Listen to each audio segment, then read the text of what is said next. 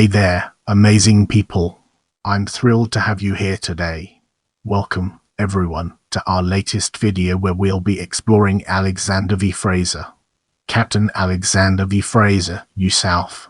Revenue Marine, April 20, 1804-1868 was an American seaman who served as the first chief of the Revenue Marine Bureau, Department of the Treasury, one of the predecessor agencies of the United States Coast Guard. As we embark on the next leg of our journey, let's unpack the layers of early life and career and examine its core elements. Fraser was born in New York City to a family of Scottish descent. After attending the mathematical, nautical, and commercial school in New York, he began his seafaring career in the merchant service in the East India trade. Fraser was a master mariner when he joined the Revenue Marine in 1832. And was appointed second lieutenant of the cutter, commanded by W.A. Hammond. Stationed at Charleston during the nullification crisis, Fraser's duty was to board ships bringing sugar from Cuba and collect import taxes. In 1836 he took leave of absence to command the merchant ship Himmel on a voyage to Japan, China and the Malay Archipelago. After 2 years he returned to the Revenue Marine and was appointed first lieutenant of Alert. By now Congress had passed a law dated December 22, 1837 ordering the Revenue Marine to render assistance to vessels in distress. In 1842 Fraser was appointed captain of the new cutter. Now let's shift our perspective and explore Chief of the Revenue Marine Bureau from a different angle. On November 1, 1843 Secretary of the Treasury John Celsius Spencer created the Revenue Marine Bureau to institute centralized control of the Revenue Marine. Previously, cutters were controlled by the Collector of Customs at the port to which it was assigned. Fraser was appointed the Bureau's first chief. From his office at the Treasury, Fraser was in charge of all financial, material, and personnel matters concerning the service, with a single lieutenant to assist him. He promptly introduced a new system of promotion based on examination and an increase in pay for non-commissioned and enlisted men.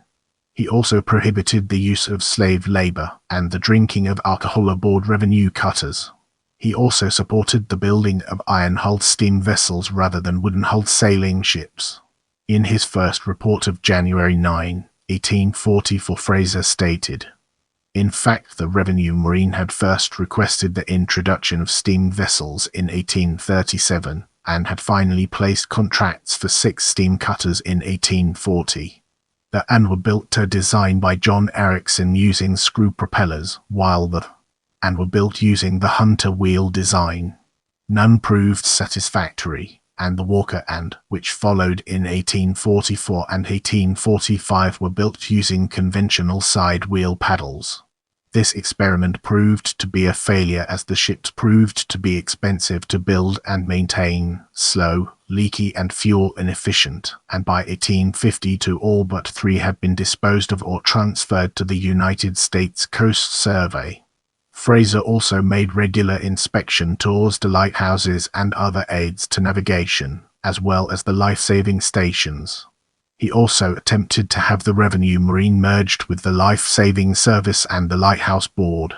The Revenue Cutter Service was eventually merged with the Life-Saving Service on January 28, 1915, to form the United States Coast Guard. The time has come to unravel the secrets behind later career and gain a deeper understanding. Fraser was eventually replaced as Chief of the Bureau by Captain Richard Evans on November 15, 1848. He then took command of the Revenue Marine cutter for a voyage around the Cape of Good Hope to San Francisco, California to enforce the revenue laws. Photographer Lawrence was sometimes referred to as USRC C.W. Lawrence. The source of her name is unclear. C.W. Lawrence was possibly Cornelius W. Lawrence, once the Collector of Customs of the Port of New York. Group. A note: despite many members of his crew deserting to take part in the gold rush, Fraser continued to carry out his duties of aiding distressed ships, collecting revenue, and surveying the ports and coast of California until finally returning to New York in 1852. In 1856, Fraser successfully lobbied for the building of a new steam-powered cutter. at New York despite the previous failures. However, this brought him into conflict with the Assistant Secretary of the Navy, who opposed the project, and he was removed from the service. He then became a Marine insurance agent in New York. Fraser attempted to rejoin the Revenue Marine during the Civil War as President Lincoln signed a commission reinstating Fraser as captain. However, he was unable to serve. He died in Brooklyn in 1868. Remember, knowledge is power. Keep learning, growing, and exploring.